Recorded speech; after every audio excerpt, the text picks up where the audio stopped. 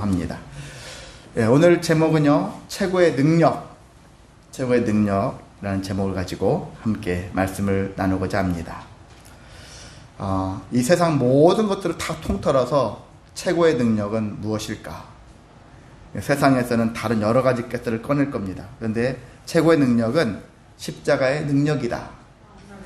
죄사함의 능력이다. 우리가 복음의 능력, 그리고 구원의 능력, 이렇게 성경에서 여러 표현들이 있는데 다 누구랑 관계 있죠? 예수님과 관계 있는 거예요. 그래서 예수님이 능력인 거죠. 최고의 능력. 예수님이 하시는 모든 일 능력인데 예수님만이 하실 수 있는 것도 있어요. 병 고치는 거, 귀신 쫓아내는 거 다른 사람들도 할 수 있어요. 신앙인들도 할 수 있고 때로는 신앙이 아닌 사람들도 이런 일을 해서 고치는 사람들도 있어요. 주술을 통해서도 할 수 있어요. 그런데 최고의 능력은 뭐냐? 결국은 죄사함의 능력이라는 거예요. 내가 너의 죄를 용서하노라. 누가 할 수 있습니까? 예수님밖에 할 수 없다라는 거예요. 하나님은요, 하나님도 예수님이에요. 성령님도 예수님, 삼위일체 하나님. 삼위일체 하나님인데 우리가 이 땅에서는 우리가 주로 예수님을 얘기하죠.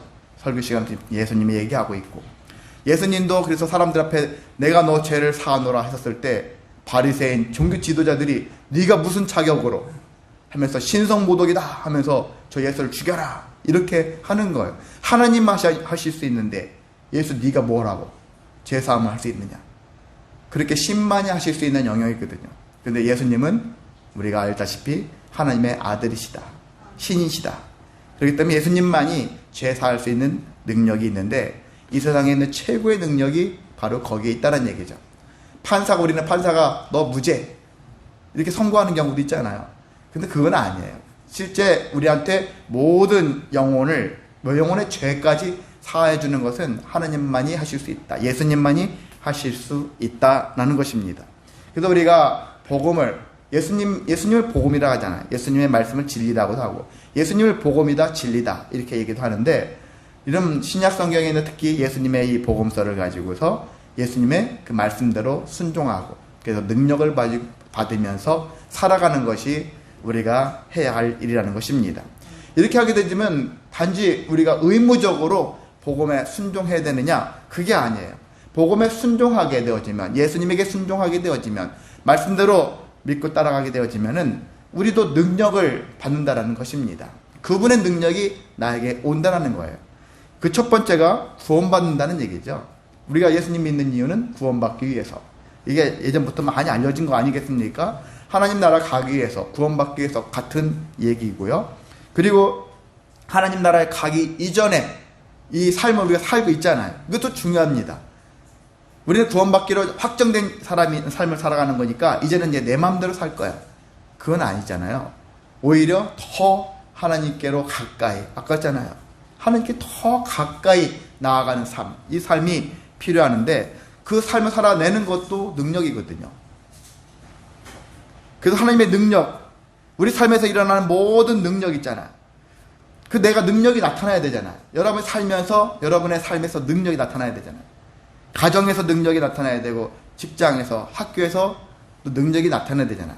일을 열심히 했는데 어떤 성과라는 능력이 나타나고 학교 공부 열심히 했는데 성적이라는 능력이 나타나야 되고 우리가 하면서 모든 삶에서의 이런 능력, 이런 것들이 나타나야 되는데 왜 이것이 예수님과 뭔 상관이냐? 여러분 모든 능력은요 예수님을 또 흘러서 나한테 옵니다. 최고의 능력 있죠? 구원의 능력이 나에게 옴으로 인해서 그 능력을 붙잡고 있으면 그 능력으로 말미암아서 다른 능력들이 계속해서 흘러 넘칠 수밖에 없습니다. 그러니까 세상 예수님 안 믿는 사람도 능력이 있잖아요. 있을 수 있어요. 인정합니다. 예수 안 믿어도 기도해도 기도한 대로 이루어지기도 해요. 그러니까 수많은 사람들이 뭐 불공도 드리고 뭣도 하고 도교처럼 많이 하잖아요. 다 일어나긴 해요. 그런데 우리는 주님 안에서 그 일을 이루어야 한다는 얘기예요. 주님 안에서. 주님의 이름으로 말미암아서 그 일을 이루어야 한다는 얘기예요. 이것은 해를 받지 않아요. 주님으로 말미암아서 되어지는 것들은 제가 흔히 얘기하는데 후유증이 없어요. 탈이 없어요. 먹어도 배탈 나는 게 있잖아요. 근데 주님과 관계된 걸로서 하나님이 정말 역사에서 되어진 것들은 탈이 없다라는 거죠. 뒤탈이 없는 인생 살아야 되잖아요. 내가 이것을 열심히 해가지고 성과를 이뤄냈는데 결과적으로 불법이 되어지고 탈이 나서 다 토해내는 경우도 많지 않습니까? 근데 하나님이 하시는 일, 구원받은 존재로서 살면서 그 삶을 살아가다 보면은 하나님께서 능력을 주시라는 거예요. 예수 그리스도를 통한 능력을 계속 공급하셔서 이 땅에서 어떻게 살아갈 수 있는 것에 대한 그런 능력을 주신다는 것입니다. 그래서 바울이 고백한 거 있잖아요. 13절에 내게 능력 주시는 자 안에서 내가 모든 것을 할 수 있느니라. 암기하시기를 원합니다. 이것도. 네. 저는 여러 거 앞에 있는 걸 못 외우시면은 3장 못 외우시면은 11절부터 13절까지 암기하시고 상 받아가셔도 될 것 같아요. 택하세요. 네. 11절부터 13절까지 암기하셔도 될 것 같아요. 이 4장 13절에 있는 말씀 있잖아요. 내게 능력 주시는 자 안에서 내가 모든 것을 할 수 있느니라.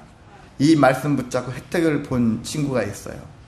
저기 제일 뒤에 있는 이주아라는 친구인데 고등학교 때 너무 힘들게 공부하는 일이 너무 지치고 막 버겁고 그렇게 힘들었을 때 어떤 수영선수가 있었거든요. 수영선수가 다이빙 수영선수가 있었는데 1차 때 2차 때 성적이 별로 안 좋아서 그런데 자기 혼자 계속 이렇게 입으로 막 이렇게 이 말씀을 하는 거야. 영어로 했겠죠. 영어로 막 이렇게 묵상을 하고 막 입으로 기도하면서 했는데 3차, 4차, 5차 하면서 최고 점수를 받으면서 결국 금메달을 딴 그런 동영상이 있거든요.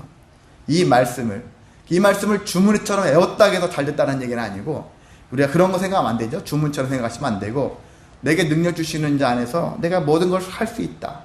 일단은 이 경기에 집중할 수 있도록 하는 거죠. 다른 잡생각하지 않고 내가 훈련받은 대로 내가 열심히 성취한 대로 그것들이 결과가 다 나올 수 있도록 그렇죠. 없던 것을 막 있게끔 해달라는 건 아니잖아요. 내가 지금까지 해왔던 것들이 헛되지 않도록. 그래서 우리 학생들한테는 저도 현아한테도 그런 얘기 하거든요. 시험 볼 때 너 모르는 것을 잘 맞게 우연히 해가지고 잘 찍어서 맞은 것에 대한 기쁨보다는 아는 것을 틀리는 실수는 범하지 말아라. 그 대부분 그래요. 내가 실수하지 말아라. 우리가 그런 건데 하긴 하죠. 모두가 다 경험해봤으니까. 그런데 우리가 그래도 이런 말씀을 붙잡고 내 자신을 하나님께 맡기고 이런 마음이 하면 마음이 평안해지면서 실수를 덜 할 수도 있잖아요. 더 내가 한 만큼 그 이상의 성과를 낼 수도 있습니다. 그러니까 여러분 바울이 내게 능력 주시는 자 안에서 모든 것을 할 수 있다라고 한 이야기가 어떤 의미일까? 자기가 살다 보니까 그런 경험을 한 거예요. 하나님 앞에 주님의 사역하다 보니까 정말 내게 능력 주시는 자 안에서 모든 게 가능하다. 구원받고 나니까 구원받은 성도가 되어지고 그의 구원받은 자로서 사명 감당하다 보니까 여러 가지 부딪힘들이 있었지만은 그럼에도 불구하고 결국은 해내게 되었더라. 이런 고백이지 않습니까? 이게 다 연결되는 거예요. 그래서 우리는 먼저 구원받은 자가 되어야 되는 거예요. 예수님의 능력을 받아야 되고요. 그 능력을 받고 능력의 삶을 살아내는 거예요. 그 구원의 능력은 하나님 나라에 들어갈 때의 그런 능력이잖아요. 근데 지금 이 땅에서 살아가는 삶, 이런 삶, 험악한 인생을 살아가는 데 있어서 어떻게 살 것이냐? 바로 주님 안에서 이 모든 것들을 살아낼 수 있다라는 거예요. 그래서 바울이 우리에게 그런 얘기를 하고 있으니까 우리는 이런 마음을 가지고 살아가야 되는데 사실 저도 그렇게 자유롭지는 못하지만은 과연 우리는 무슨 능력을 소망하며 살고 있을까? 여러분 삶 속에서 어떤 소망을 하고 있습니까? 돈을 좀 많이 벌었으면, 돈이 많이 모였으면, 아니면 어떤 권력을 탐하는 사람들은 권력이 높아졌으면, 그냥 더 많은 힘을 가졌으면. 근데 우리가 신앙생활 하면서도 그런 부분들이 있어요. 신앙생활 하면서도 어떤 기적과 같은 것들은 표적, 이적, 이런 것, 초자연적인 능력, 방언을, 남들이 막 방언하는데 나도 방언했으면, 예언도 했으면, 귀신을 쫓아냈으면, 이런 목회자들이 한 번쯤은 다 생각을 해봤어요. 해볼 거예요. 내가 예언하는 능력이나 귀신을 쫓는 능력이 있었으면 얼마나 좋을까. 사람들이 많이 모일 텐데. 결론이 그거거든요. 많은 사람들을 이렇게 유익하게 해야지. 그것보다는 이걸 하면은 내가 유명한 사람 되어져서 나를 찾는 사람들이 많아지겠지. 이런 마음들이 솔직히 큽니다. 그 사람의 특징으로 나타나는 경우가 많거든요. 근데 이런 부분들은 뭐 치유, 안수하면 다 병이 떠나간대. 이런 부분들. 소문나면 사람들이 막 몰려들어요. 근데 이것도 사실 처음에 좋은 것 같아도 만약에 정말 이렇게 사역이 일어나가지고 그 일이 일어났다고 쳐봐요. 이 사역을 행하는 사람도 피곤해요. 쉽지 않아요. 그리고 결국 이것이 유익함으로 드러나지는 않습니다. 그래서 이런 여러분은 방언, 예언, 귀신 쫓아내기, 뭐 치유 이런 같은 일들을 하시는 분들이 있는데 그분들은 다 잘못됐다라고 할 수는 없어요. 때로는 여러분도 한 번 정도는 체험할 수도 있습니다. 저도 제가 아까도 예전에 21살 때 기도 체험 받은 것도 하나의 체험이잖아요. 근데 그렇다고 해서 제가 체험 한번 받았는데 이제 수혜자로서 받았는데 이것에 막 빠져가지고 그럼 이런 일들을 행하는 사람들을 쫓아다니면서 저도 이런 능력을 받게 달라고 그렇게 해야 되겠느냐 했었을 때 이건 아니다라는 얘기죠. 여러분이 삶 속에서 한 번 정도는 체험할 수는 있어요. 그리고 근데 체험을 살리면 돼요. 그 체험을 여러분 마음속에 깊이 새겨서 그 체험을 가지고 살면 되는 거예요. 근데 그 체험이 이제 시간이 오래됐으니까 새 걸로 갈아타려고 이 일을 행하는 사람들을 또 쫓아다녀요. 그런 마음을 가지고서 계속 그를 쫓아다닙니다. 계속 이런 일들을 행해요. 그래서 정상적인 가정, 정상적인 사회활동을 못합니다. 정신이 반쯤 그쪽으로 나갔어. 그렇게 나가버려요. 이게 자체가 잘못됐다는 건 아닌데, 근데 이거, 그래서 우리는요, 방언, 예언, 귀신 쫓아내는 건 치유의 역사, 이런 것들이 필요는 한데, 단회적인 사건으로 끝나는 거예요. 여러분 개인적으로는 단회적인 사건. 정말 한 번쯤은 해보고 싶어요. 경험할 수 있으면 해보면 좋습니다. 근데 오늘 해봤는데 내일 또 좋아서 다음에 또 가고 틈만 나면 가서 그러면 여러분의 정상적인 삶을 살아내기는 어렵거든요. 어떤 사람들이 있죠. 뭐 유튜버 같은 거 보니까 직통계시, 신사도주의자라 할 수 있는 것인데 신사도주의, 사도라고 하잖아요. 예수님 제자들을 사도라고 하잖아요. 앞에서 신을 붙여요. 새로운 사도, 사도주의. 근데 이 사람들의 특징은 직통계시예요. 직통계시. 내가 하나님 기도했더니 하나님이 나에게 말씀하셨어 하면서 막 선포하는 거예요. 여러분 듣기에는 그럴싸하고 위대해 보이죠. 그래서 그 사람을 막 또 추종해요. 이런 것도 여러분이 너무 지나치게 따르지 않기를 원합니다. 계시는요, 공적으로 얘기할 때 계시는 요한계시록까지 끝났어요. 성경에 더 이상 추가로 어떤 특정한 사람을 통해서 계시가 내리지는 않는다. 이렇게 생각하시면 될 겁니다. 그러니까 어떤 사람이 내가 하나님께서 나에게 말씀하셨어 이렇게 해서 설교한다면은 듣지 마세요. 이미 말씀에 다 나와 있다 이거죠. 계시록까지 다 끝났어. 더 이상의 추가 계시는 없다. 안 그러면 성경 필요 없습니다. 안 그렇습니까? 성경 필요 없어요. 계속 누군가를 통해서 계시 내리면 그 사람 말을 받아 적으면서 가면 되는 거예요. 근데 이미 요한계시록까지 말씀이 딱 주어졌어. 여기서 너희들이 찾아내는 거예요. 우리가 할 수 있는 것은 그 특별계시라고 하잖아요. 성경을. 특별계시. 이 특별계시를 통해서 우리가 하나님이 이런 계획 가지고 계시구나. 이렇게 우리에게 임하시는구나. 이미 다 나와 있습니다. 근데 어떤 사람이 나타나서 내가 기도했더니 하나님이 나에게 말씀하셨어. 너 이렇게 저렇게 이렇게 하는 것을 여러분이 따라가시면 안 된다는 거예요. 근데 불편한 일이지만 많은 사람들이 여전히 그 길을 따라가는 사람들이 존재한다는 것이죠. 근데 하여튼 이런 부분들은 최고의 능력이 아니라는 거예요. 그것도 능력은 능력이에요. 우리 봤을 때는 신비롭지 일상적이지 않으니까 와 대단한데 할 수 있는 것이지만 이것이 최고의 능력이냐 했었을 때는 그렇지 않다. 우리는 최고의 능력 같지만 하나님 보셨을 때는 아무것도 아닌 능력이에요. 자, 그래서 바울은 우리에게 어떤 능력을 말하고 싶은가? 그래서 바울이 앞서 11절과 12절에 있는 말씀을 가지고서 우리에게 최고의 능력, 예수님의 최고의 능력은 죄사함의 능력인데 우리는 죄사할 수 있는 능력이 없잖아요. 근데 우리는 성도로서 우리가 할 수 있는 최고의 능력이 무엇일까? 오늘 11절과 12절에 있는 말씀을 통해서 발견할 수 있는 것입니다. 그것이 뭐냐? 첫 번째가 자족하는 마음이다. 바울은 내가 자족하는 마음을 배웠어. 이렇게 고백을 해요. 자족이라는 게 뭐예요? 자족의 출발은 결핍이에요. 부족이에요. 없다라는 거예요. 없는데 만족한다. 없어도 만족해. 하는 그런 마음을 갖는다는 얘기죠. 없는데, 없는 가운데 이 사람은 무엇에 관심이 있습니까? 감사에 관심이 더 많아요. 기쁨의 조건, 감사의 조건을 찾는 거예요. 없으니까, 우리는 없으면 곧 원망과 불평이 나오겠죠. 당연히 그게 수순이에요. 그런데 하나님을 아는 자는, 구원받은 자는 그게 아니에요. 구원받은 자의 마음가짐은 없다 할지라도, 부족하다 할지라도, 결핍된 상황이라 할지라도 감사의 조건을 찾는 자라는 것입니다.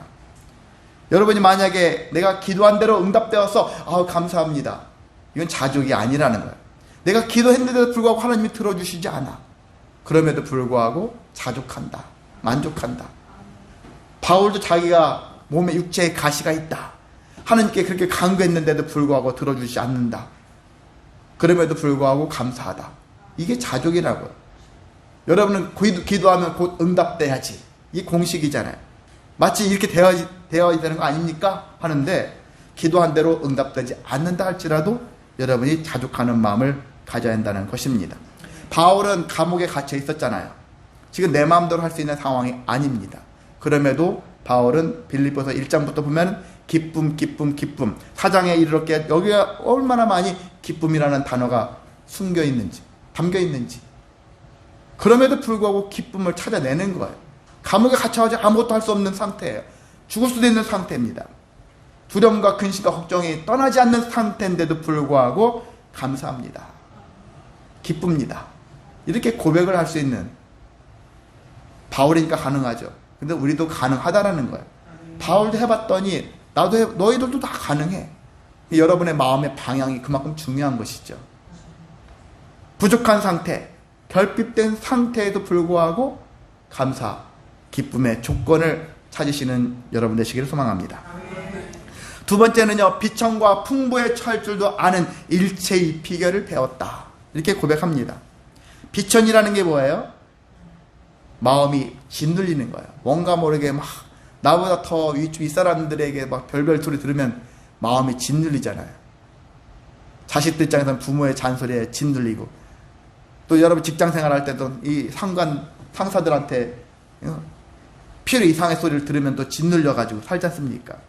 심리적으로 억압되어지고, 그리고 짓눌린, 위축되어지고, 굴욕을 느끼는 상태가 비천이지 않습니까? 그 남들에게 계속 비교를 당하잖아요. 쟤는 잘 됐는데 너는 뭐니? 이런 소리를 들어가면서 우리가 살고 있는데, 그런 일을 할 때마다 우리가 많이 느낍니다. 근데 바울은 정말 비천한 상태에 빠진 날들이 많이 있었었다. 사역을 하는 데 있어서 이런 일들이 많이 있었었는데, 근데 자기는 스스로를 다른 건 몰라도 다른 사람이 나를 욕하고 멸시하고 할지라도 나는 나 자신을 멸시하지 않는다. 이건 오늘날 상담적인 생각, 코칭적인 마인드 이런 얘기 하는데 코칭적인 마인드예요. 다른 사람이 나를 비난할지라도 그 비난 소리에 내가 귀를 기울이면 나도 그 비난 속에 내 자신을 가둬버리는 거거든요. 근데 그 비난, 합당한 비난이고 비판이면 받아들여야 되죠. 이건 너 잘못이야 하는 것들은 내가 정말 잘못이구나 깨달아야 되겠죠. 근데 근거 없이 하게 되어지면 그것을 그 사람의 말에 내가 좌절하면 안 되는 거죠. 넘어가면 안 되는 것이죠. 그런 마음을 여러분이 품어야 돼요. 억지로라도 품어야 돼요. 잘 안 되는데, 안 돼도 계속해서 품어 나가는 거예요. 때로 그 사람 말을 무시해서라도 그 사람 말에 따라서 내 영혼이 자주초하게 되어지고 무너지고 넘어지면 안 되니까. 중요한 건 여러분이 살아야 되잖아요. 그 사람을 좋게 하려고 내가 무너지면 안 되지 않습니까? 일단은 내가 살아야 되잖아요. 근데 남을 죽이고 살아는 얘기가 아니라 남에게 해를 끼치지 않는 상태에서 내가 할 수 있는 일들은 무너지지 않는 거예요. 비천한 일들, 비참한 일들이 나한테 막 누가 압박을 가할지라도 여러분 스스로 무너지지 않으면 되는 겁니다. 저도 이런 생각을 많이 하거든요. 예전에는 많이 무너졌어. 어떤 이상한 소리 들으면 많이 무너져가지고 정말 엄청나게 힘들었어. 근데 지금은 처음은 좀 그렇죠. 근데 시간이 지나면서 그런 것들에 대해서 조금 자유로워지는 그런 모습들. 여러분이 그런 억지로라도 하셔야 돼요. 그래야지만이 이런 비천한 상태에 빠지지 않고 스스로 그래서 자괴감에 빠지지 않을 수 있다는 것입니다. 자기 자신을 지켜가시기를 소망합니다. 근데 바울은요, 그런 비천한 상태만 빠졌었느냐? 자기는 풍부한 적도 있었다는 거예요. 풍부하다. 넉넉하다. 너무 풍부해. 풍부하다라는 의미는 어떤 거냐면 넘친다. 그리고 우월하다. 저 사람보다 내가 좀 너무 잘 나가서 좀 우월한 느낌이 들 때가 있지 않습니까? 남들 못 나갈 때 나 혼자 막 확 치고 올라갈 때 뭔가 모르게 풍부도 하지만 나도 모르게 우월감이 확 들어올 때가 있지 않습니까? 바울이 그런 적도 있어요. 사역하다 보니까 그런 느낌이 막 들 때가 있습니다. 근데 이 풍부에 처한 상태에 있을 때 이것을 조심하라는 얘기죠. 근데 목회자들 입장에서는 사실 성도들 중에서는 돈을 모으는 능력, 사람을 모으는 능력, 이런 능력이 탁월한 사람들이 있어요. 모두가 다 그렇지 않습니다. 저는 사실 사람 모으는 능력이 많지는 않아요. 기질적으로도. 어떤 목사님은 사람 모으는 능력이 좋은 사람들이 있어요. 그 사람들의 말의 습성이라든지 태도라든지 그런 가치관이라 이런 것 따라서 모두가 목회자들이 다 사람 모으는 능력이 뛰어난 게 아니에요. 특징대로 다 기질대로 있어요. 돈을 모으는 것도 마찬가지거든요. 여러분이 신앙생활 말고도 세상에 나가서도 돈 모으는데 탁월한 사람들이 있지 않습니까? 어떤 사람은 돈을 모으려고 해도 잘 못 모으는 사람들이 있어요. 그런 사람들마다 다 있는데 대부분 기본적으로 목회자 입장에서는 돈을 모으는 능력, 사람을 모으는 능력, 이 능력 가지고 있으면 사람들 앞에서 우쭐할 수가 있죠. 그렇죠? 교회가 크다는 얘기죠. 커진다는 얘기죠. 그런 능력치로 그 사람들이 보이지 않게 우리도 목회자 모임을 한 달에 한 번씩 하지만 은근히 뭐 자립교회와 미자립교회 이것이 잘 나눠져 있어요. 홍해처럼 다 갈라져요. 은근히 갈라져요. 생각하는 발상이 달라요. 접근하는 방식이 달라요. 일을 처리하는 데 틀려요. 자립교회 목회자와 자립이 아닌 교회 목회자. 이런 차이에서 딱 달라지는 면들이 있는데 우리는 그것을 사실 미자립교회 목회자가 이런 얘기 하면 뭐 하겠지만 사실 교회에서 자립교회, 무자립교회 그런 의미는 없습니다. 여러분 우리 교회가 미자립교회입니까? 자립교회입니까? 제가 최근에 제 아내가 장례 사모가 막 말씀 속에서 묵상하면서 딱 깨달은 게 우리가 자립교회인가 미자립교회인가 했는데 바울을 보니까 우린 미자립교회가 아니라는 거예요. 바울은 사실 자립된 경우가 없어요. 바울은 계속 선교활동을 다니면서 계속 다른 교회로부터 후원을 받으면서 사역을 감당했어요. 근데 그 교회 교회를 할 판단 기준을 자립교회니 미자립교회니 이런 걸로 판단하고 그런 마음을 품고 사역한다는 것이 얼마나 어처구니가 없는 생각인가. 그건 가진 자들의 행포 같은 생각이다라는 거예요. 발상이 그렇다는 것입니다. 그게 중요한 게 아닌데 재정적으로 그래요. 누가 주지 않으면 누가 보내지 않으면 그냥 문 닫을 교회 이런 식으로 해서 교회를 평가하면 안 되는 것이고 하나님의 일들을 제대로 하고 있는 교회인가 말씀대로 사명을 감당하고 있는 교회인가 이런 기준이 더 중요하지 않겠습니까? 그런 관점에서 우리가 봐야 되는데 가지고 있는 거 없는 거 있는 거 이런 걸로 사람을 판단하는 경우가 사실 목회자 사회에서도 존재한다는 거예요. 그런 생각들이 사라져야 되거든요. 바울의 이런 자족하는 거, 비천에 처한 거, 풍부에 처한 일체의 비결을 배웠다라는 이 이야기들을 좀 더 묵상해야 하지 않을까. 그래야지 목회자부터 자유해야 되지 않습니까? 가지고 안 가지고 그 문제가 중요한 게 아닌데 정말 하나님 말씀을 제대로 받들고 있는가. 이것을 더 중요하게 봐야 되지 않겠습니까? 이런 관점에서 보아야 하는 것입니다. 바울은요. 그래 나는 남들이 보기에도 풍부에 처한 적도 있었어. 그런데 바울은 이것을 가지고서 자랑을 삼지 않았다는 거예요. 자기 인생의 자부심으로 삼지 않았다는 것입니다. 그런 것처럼 바울은 나는 비천한 상태에 빠져 있는 객관적으로 비천한 상태나 풍부한 상태에 있다 할지라도 그것 때문에 내가 우쭐거리고 그것 때문에 위축당하고 그러지 않았다는 거죠. 상황과 환경에 위축당하지 않는 오히려 그걸 초월해서 기쁨과 감사를 찾아내고 발견해내는 인생 그런 마음을 가지고 사역을 했다는 것입니다. 그런 것처럼 우리도 그런 마음을 가지고 살아가기를 원합니다. 누구랑 비교 판단할 거 없어요. 하나님 앞에서 내가 제대로 지금 길로 가고 있는가 그게 중요해요. 얼마나 많이 가졌는가 얼마나 적게 가졌는가 얼마나 부족한가 이것이 내 인생을 좌지우지하지 않게 여러분은 사시기를 소망합니다. 자, 그렇다면 우리는 어떻게 최고의 능력을 배울 수 있을까? 바울처럼 배워야 되는데, 첫 번째는 주님 안에 있어야 되는 것이죠. 바울도 그러잖아요. 내게 능력 주시는 자 안에서, 그걸 바깥에 벗어나서는 능력을 받을 수가 없는 거예요. 주님 안에 거하시라는 거예요. 주님 안에 거했었을 때 능력이 임하기 시작한다는 거죠. 바깥에 나가면 여러분 능력 받을 수 있지만 그 능력이 어디서부터 올지 몰라요. 사탄이 여러분의 능력자로 세울 수도 있어요. 그러니까 주님 안에 있어야 한다. 제가 교회라는 것은 아니라 주님 안에, 여러분의 믿는 그 주님 안에 거하셔야 한다는 것입니다. 주님 안에 함께 있었을 때 하나님께서 평강의 하나님께서 능력을 주신다. 그래서 우리가 힘들고 지치잖아요. 소망을 잃고 낙심하게 되는 상태에 있었을 때 제일 필요한 게 능력이잖아요. 그 능력을 어디서 받아야 될까? 주님 안으로 들어가시라는 것입니다. 늘 주님 안에서, 지난주 주님 안에서 할 일 제목을 가지고 말씀을 전했는데 주님 안에서 모든 걸 하시기를 소망합니다. 두 번째는 기도해야 한다는 것이죠. 기도라는 것을 왜 할까? 여러 가지 이야기가 있지만 오늘 기도해야 되는 이야기는 하나님께 일단 방향을 돌리는 거예요. 내 마음이 세상 가운데 있다면 세상에 있던 마음을 하나님께로 돌리는 거죠. 기도를 누구한테 합니까? 하나님께 하는 거잖아요. 방향성이죠. 세상을 향한 방향을 하나님께로 돌리는 거니까 기도는 방향이 중요한 거예요. 그 대상이 있잖아요. 내가 누구한테 해야 될 것인가?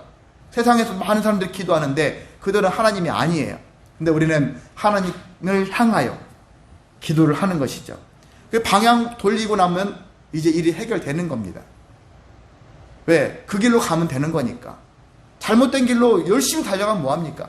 제대로 된 길로 가야지. 근데 방향을 돌리는 것이고, 그리고 기도를 하다 보면은 우리 안에 있는 염려와 근심들이 사라져 간다는 거예요. 자유하게 되어집니다.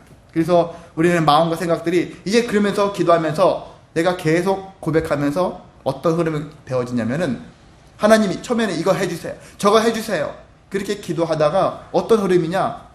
주님 뜻대로 살겠습니다. 하나님이 명하시면 순종하겠습니다. 이 모습으로 자기도 모르게 점점 바뀌어져요. 이게 성숙한 기도자의 모습입니다.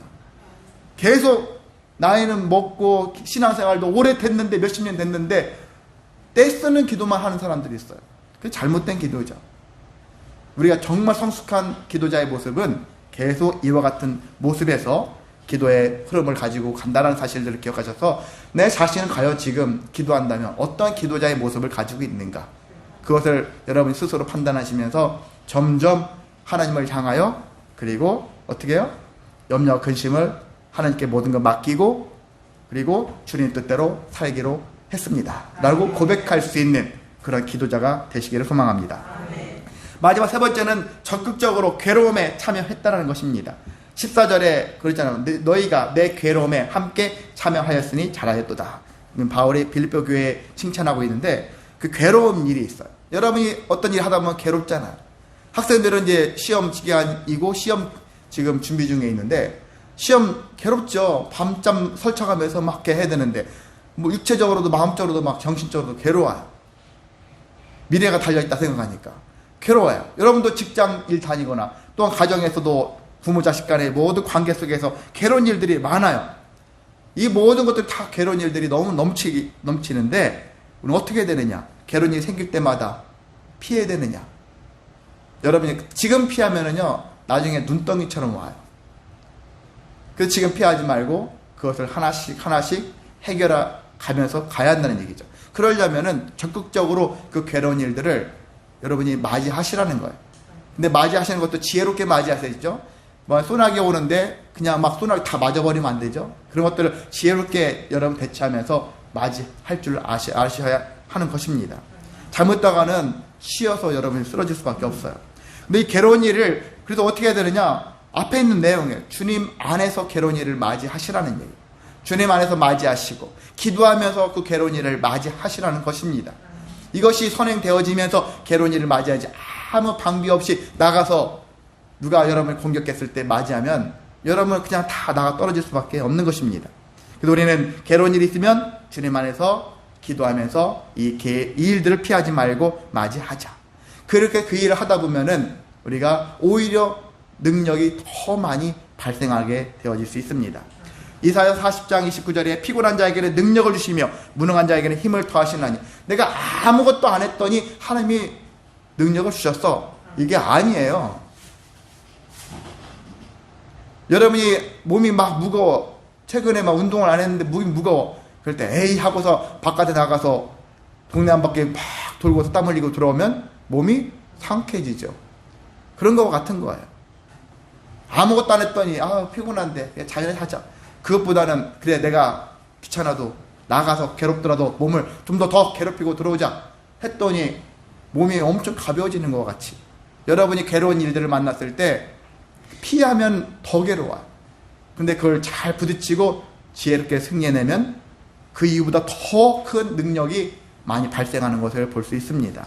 이미 여러분은 그걸 다 경험하면서 여기까지 온 거 아닙니까? 우리가 계속 이와 같이 살아가시길 소망합니다. 그래서 우리는 말씀 정리하겠습니다. 우리는 먼저 주님이 주시는 최고의 능력을 힘입자. 구원의 능력을 힘입어서 살라는 얘기예요. 최고의 능력을 나는 이미 가진 자야. 주님만이 주시는 최고의 능력. 그 능력을 가지고 우리가 이 땅에서 주님이 주신 또 다른 능력들 있잖아요. 이런 수많은 일체의 비결을 배운 것, 자족하는 마음을 배우는 것, 이런 것들, 이것이 이 땅에서 저는 최고의 능력이라고 생각해요.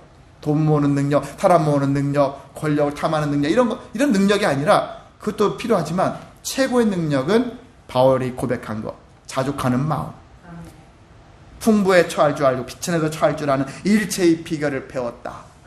이것이 바울이 말한 내게 능력 주시는 자에서 내가 모든 것을 할 수 있다, 이 고백이거든요. 이 고백이 저와 여러분의 고백이 되시기를 소망합니다. 다 같이 일어나셔서 찬송